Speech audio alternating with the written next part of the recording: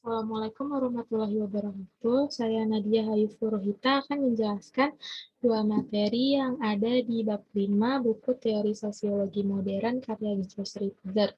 Yang pertama ada Sosiologi Ekonomi Neo-Marxian dan Marxisme berorientasi historis.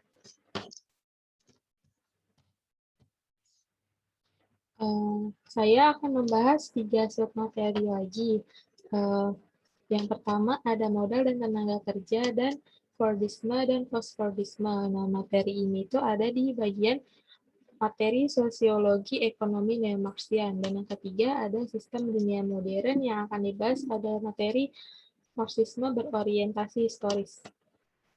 Yang pertama, sosiologi ekonomi neo-Marxian. Bagian ini akan menjelaskan pemikiran beberapa pemikir Marxis yang kembali memusatkan perhatian mereka pada bidang ekonomi. Pemikiran mereka tak semata dengan teori Marxian awal. 1. Modal dan tenaga kerja. Bagian ini berdasarkan pemikiran Marx tentang kapitalisme. Pemahaman asli Marx tentang struktur dan proses ekonominya berdasar pada analisisnya tentang kapitalisme di pertengahan abad ke-20. Kebanyakan pemikir Marx didasarkan atas premis bahwa kapitalisme adalah sebuah sistem yang kompetitif. Dalam materi selanjutnya adalah monopoli modal. Dalam monopoli modal ini ada dua tokoh yang akan kita bahas. Yang pertama, Paul Baran dan Suzy. Kedua pemikir ini mengkritisi ilmu sosial Marxian. Mereka menuduh teori Marxian mengalami stagnasi karena teori itu terus bersandar pada asumsi ekonomi kompetitif. Menurut mereka, teori Marxian modern sudah seharusnya menyadari bahwa kapitalisme persaingan sebagian besar telah digantikan oleh kapitalisme ekonomi. Namun, kedua tokoh ini mendapat kritikan dari pemikir ekonomi lainnya karena mereka terlalu menekankan rasionalitas manajer. Kapitalisme monopoli. Dalam kapitalisme monopoli, kompetisi jauh lebih sedikit ketimbang dengan kapitalisme kompetitif. Karena kapitalisme kompetitif itu bersaing atas harga, sedangkan kapitalisme monopoli bersaing atas penjualan atau periklanan demi menggait lebih banyak konsumen. Ada dua aspek penting kapitalisme monopoli. Yang pertama, rasionalisasi progresif. Persaingan harga dipandang tidak rasional. Jika ditawarkan harga yang lebih rendah di pasar, maka akan menimbulkan kekacauan bagi para konsumen dan juga bagi para produsen, pedagang, dan distributor. Yang kedua, ada munculnya perusahaan raksasa. Tidak seperti kapitalisme kompetitif, perusahaan hanya akan dikendalikan oleh satu orang pengusaha, sedangkan perusahaan modern dipegang oleh banyak pemilik saham. Selanjutnya, tenaga kerja dan monopoli modal. Di sini kita akan membahas salah satu tokoh, yaitu Harry Beverman. Beverman memandang proses tenaga kerja dan eksploitasi buruh merupakan inti teori Marxian. Untuk mengembangkan analisis Marx, Beverman menyatakan bahwa konsep kelas buruh tidak mendeskripsikan kelompok orang atau kelompok pekerjaan tertentu, tetapi lebih merupakan sebuah pernyataan tentang proses pembelian dan penjualan tenaga kerja.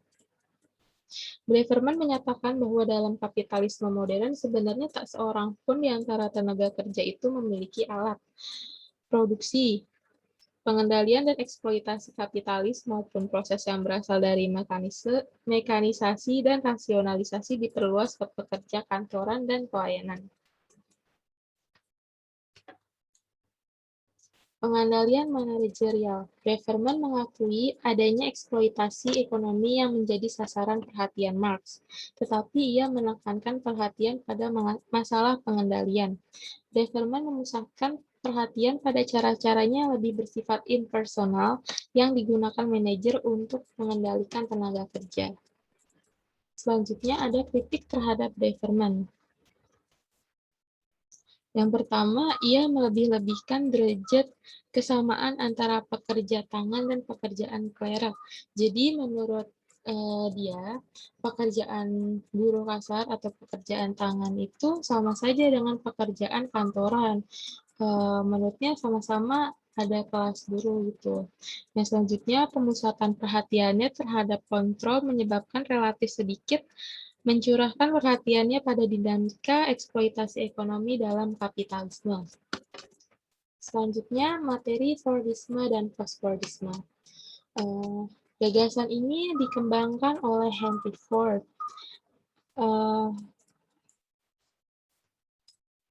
Umumnya Fordisme dihubungkan dengan era modern dan post-Fordisme dihubungkan dengan era yang lebih akhir, yaitu postmodern. Ada 10 ciri-ciri Fordisme. Yang pertama, produksi massal untuk produk sejenis. Jadi, pasar itu memproduksi banyak produk sejenis karena tadi Henry Ford itu seorang pemilik perusahaan mobil, maka dia memproduksinya mobil. Kedua, menggunakan teknologi yang tidak fleksibel. Jadi, teknologinya ini masih rumit dan kuno. Ketiga, mengadopsi sistem pekerjaan rutin yang distandarkan.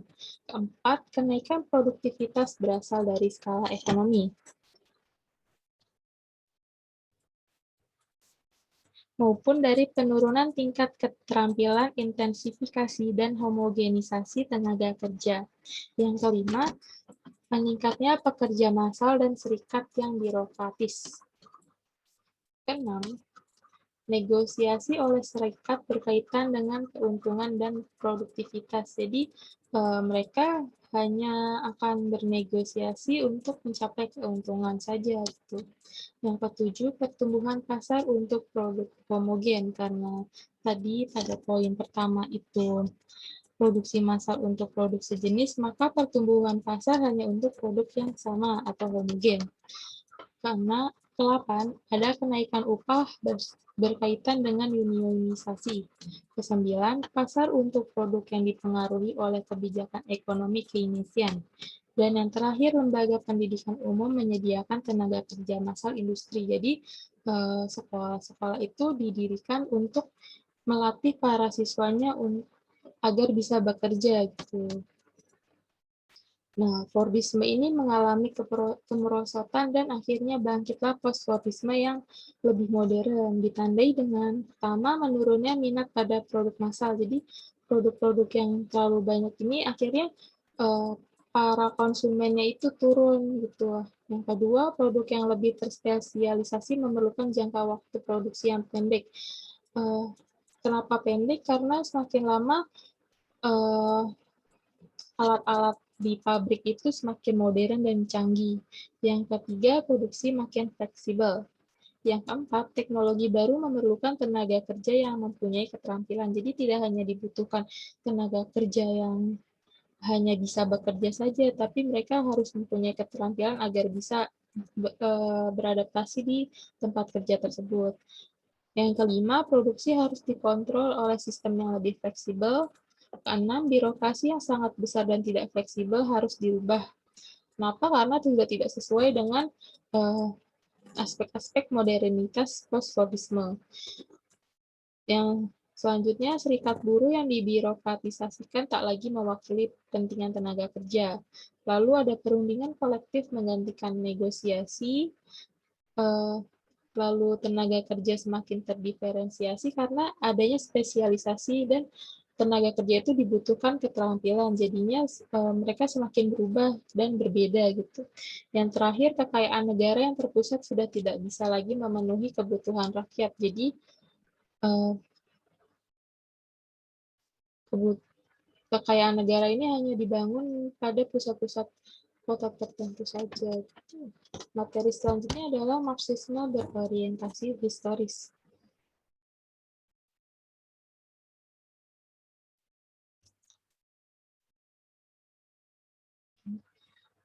Oke. Riset historis Marx yang paling terkenal adalah formasi ekonomi prakapitalis. Dalam bagian ini, kita akan membahas karya yang mengorientasikan historis tersebut, yaitu karya Immanuel Wallerstein tentang sistem dunia modern.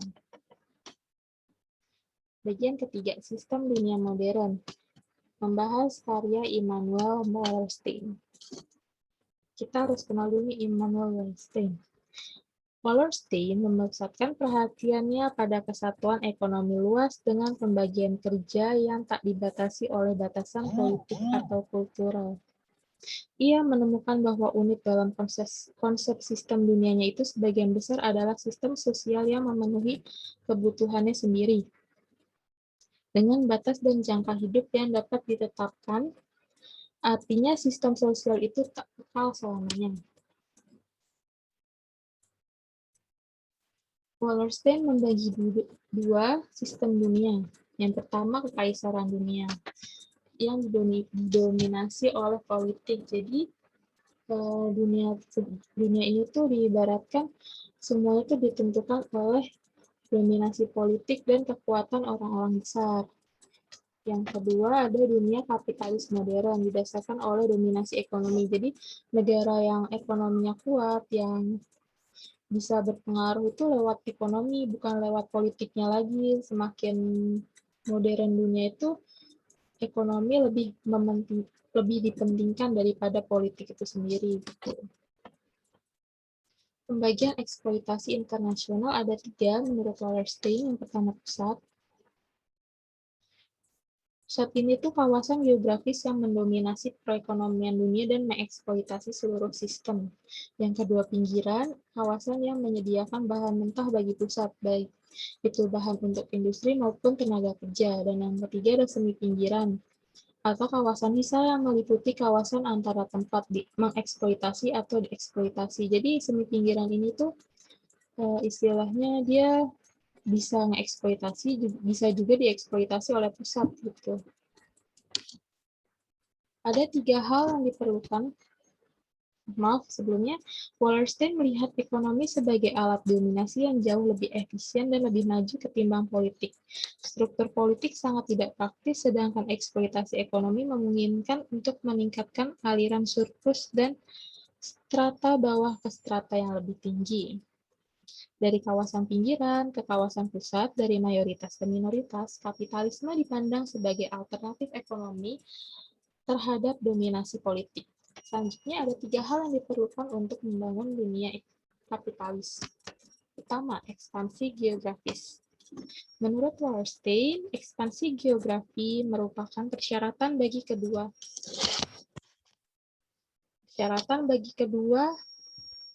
tahapan lainnya. Negara Portugal misalnya memimpin eksplorasi di lautan lalu diikuti oleh bangsa Eropa lainnya.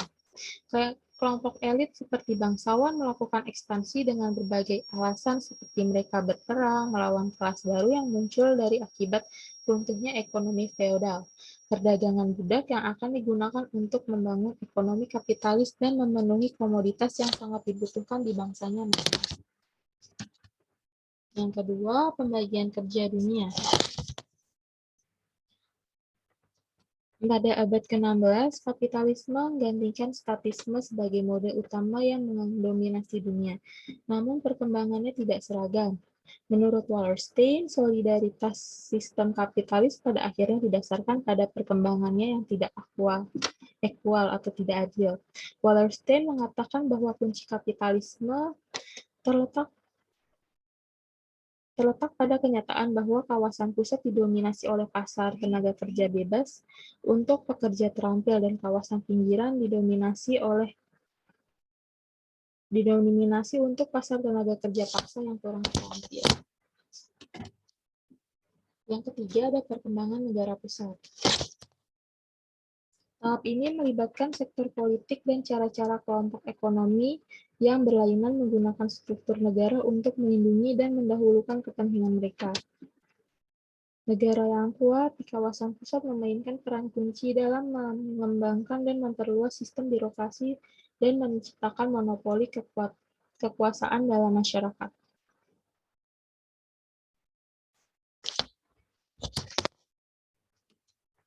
Dan yang terakhir, teori sistem dunia kini. Pemikir Marxis mengkritik perspektif teori sistem dunia karena kegagalannya dalam menjelaskan hubungan antara mereka. Menurut pandangan mereka, Wallerstein memusatkan perhatian pada masalah yang keliru. Bagi pemikir Marxis, kuncinya bukanlah pembagian kerja internasional antara kawasan pusat dan pinggiran, tetapi adalah masalah hubungan kelas pada masyarakat tertentu. Terima kasih telah mendengarkan presentasi dari saya. Semoga ilmu yang kita dapat bisa bermanfaat untuk semuanya. Terima kasih. Wassalamualaikum warahmatullahi wabarakatuh.